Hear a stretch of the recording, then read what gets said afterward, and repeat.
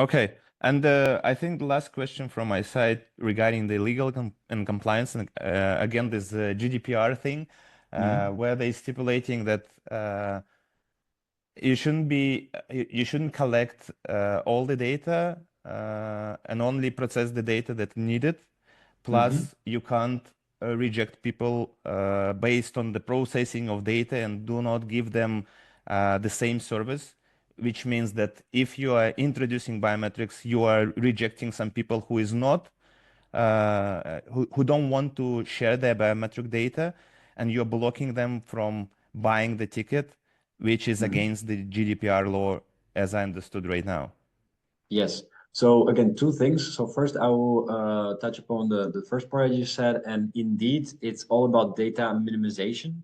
So we actually had an article go out on our website very recently on this topic. So those that want to go more in depth, please feel free to read that. And what is data minimization? It's really saying that there is usually a contract between ticket buyer and the ticket seller, which stipulates which data need to be collected.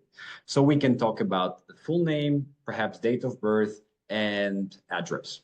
Let's say these three.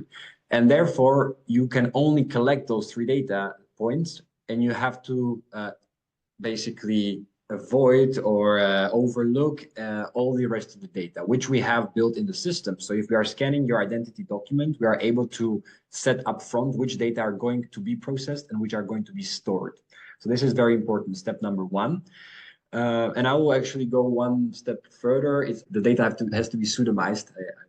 But it means that if we are holding a biometric template and some data on that person, we have them in two separate databases. Yes.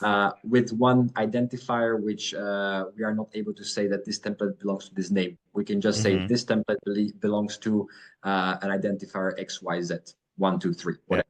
And this is very, very important because we are not able to say, you know, hey, Albert, you are out, you're not able to go in, and so on and so on, because we just decided.